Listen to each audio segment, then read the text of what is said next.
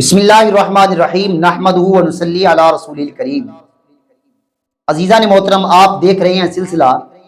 مقدمہ مرزائیہ بہاولپور عقیدہ ختم نبوت صلی اللہ علیہ وآلہ وسلم کے تحت آج قسط کا نمبر 5 ہے، جس میں آج ہم دربار معلیٰ بہاولپور کا اجلاس خاص ملاحظہ کریں گے۔ 21 دسمبر 1931 کو یہ اجلاس منعقد ہوا۔ عالی جناب وزیر اعظم، اللہ کی ان پر رحمت ہو، ان کی جانب سے یہ دربار بہاولپور کا اجلاس خاص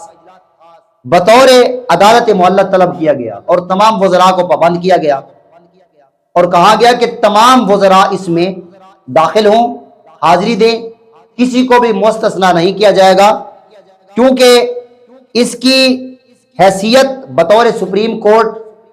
متاثر اور مجروح نہ ہو سکے۔ عزیزان محترم، مخالفین نے پروپیگنڈے بنانے شروع کر دیے اور کہا کہ یہ خاص اجلاس نہیں ہونا چاہیے یا کچھ دنوں کے لیے ملتوی کر دیا جائے، کیونکہ وہ انگریز تھے تو انگریزوں کی ایک سازش تھی کہ نواب آف بہاولپور برطانیہ گئے ہوئے ہیں، جب تک واپس نہیں آتے تب تک یہ ملتوی ہونا چاہیے، ہم ان سے مل کر اس مقدمہ کو خارج کرا دیں گے۔ عزیزان محترم، ان دنوں عمر حیات ٹیوانہ ولد خضر حیات ٹیوانہ صاحب بھی برطانیہ گئے ہوئے تھے، تو ان کی بائم ملاقات ہوئی نواب آف بہاولپور سے، اور پھر نواب آف بہاولپور نے عمر حیات ٹیوانہ صاحب سے یوں کہا، ذکر کیا کہ یار انگریزوں نے مجھ پر بہت غلبہ ڈالا ہوا ہے اور وہ چاہتی ہیں کہ وہ جو مقدمہ مرزائیہ چلا ہوا ہے اس کے تحت کہ وہ ختم کرانا چاہیے، اس کو خارج کرانا چاہیے، تو اب کیا کروں؟ تو خضر حیات ٹیوانہ نے اپنی رائے سے نوازا، ٹھیک ہے، ہمارے ان سے تعلقات ہیں، ان سے دوستی ہے، اٹھتے بیٹھتی ہیں، لیکن عقیدہ ختم نبوت صلی اللہ علیہ وآلہ وسلم کو ہم ان کے ہاتھوں سودا نہیں کریں گے، بیچیں گے نہیں، لہذا آپ اپنا کام جاری رکھیں اور آپ جو ہیں اس کا ساتھ دیں، باقاعدہ بالکل پیچھے نہیں ہٹنا۔ تو پھر نواب آف بہاولپور نے بہت غیرت سے کام لیا اور انہوں نے کہا، ہم دنیاوی مصلحتوں اور شریعت کے معاملے میں آڑ نہیں بننا چاہتے، یہ جو ہے مقدمہ جو چل رہا ہے یہ فیصلہ عدالت پر چھوڑتے ہیں، وہی کر دے گی جو فیصلہ کر دے گی، ہم اس میں آڑ نہیں بنتے۔ تو پھر حافظ عبد الرحمن احمد پوری رحمۃ اللہ تعالی کا بیان ہے کہ ایک وزیر نا تدبیر جو کہ مرزائیت کی سپورٹ کرتا تھا، اس کو پتہ چلا کہ اگر میں حاضر ہو گیا، کوئی میری طرف سے بھی کام لیا گیا تو پھر میری تو دشمنی پھیل جائے گی، تو اس نے کہا کہ وزیر اعظم کی دربار میں اس نے ایک خط لکھا اور اس نے کہا کہ مجھے اجازت دی جائے کہ میں فلاں دن باہر جا رہا ہوں فلاں وجہ سے، لہذا میں حاضر نہیں ہو سکتا۔ تو آپ نے فوراً حکم لکھا، اگر تم حاضر نہ ہوئے اس اجلاس میں تو تمہیں وزارت کے عہدے سے سبکدوش کر دیا جائے گا۔ عزیزان محترم، ایک اور انگریز وزیر نے بھی ایک اور خط لکھا، یعنی ان کی سازشیں شروع ہو گئیں، کسی نہ کسی طریقہ سے یہ مقدمہ ختم ہو جائے، خارج ہو جائے، یہ اجلاس خاص ہو بھی نہ۔ عزیزان محترم،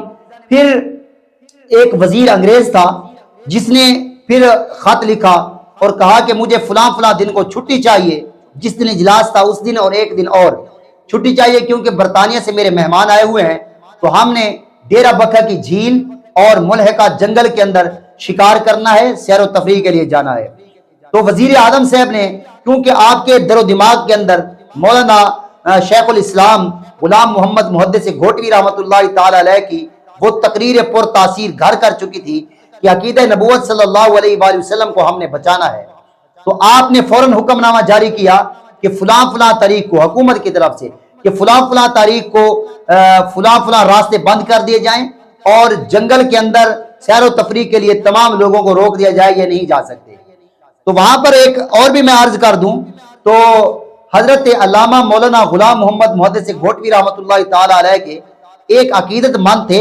جن کا نام تھا امیر خان جلوانہ، وہ تھے ہوم منسٹر ریاست بہاولپور، تو وہ آپ رحمۃ اللہ تعالی علیہ کو ایسے معاملات سے آگاہ کرتے رہتے تھے، کیونکہ آپ نے در پردہ ہو کر عقیدہ ختم نبوت اور پہرا دیا، اور جو بھی کوئی اس میں نئی بات چلاتا تو آپ فوراً ان تک پہنچاتے اور پھر آپ رحمۃ اللہ تعالی وزیر اعظم تک بات پہنچا کر آپ سرخرو ہوتے۔ چنانچہ دنیاوی عہدوں، وجاہتوں اور دنیاوی جتنے بھی کام تھے ان کو ٹھکرا کر حضرت شیخ العلام غلام محمد محدث گھوٹوی رحمۃ اللہ تعالی علیہ نے اپنے مقدمہ کی طرف زور دیا اور 1935 کے اندر اس مقدمہ کو جیت لیا۔ جس کو راکھے سایاں مار سکے نہ کوئے، بال نبی کا کر سکے جو دو جگ بیری ہوئے۔ اللہ تبارک و تعالی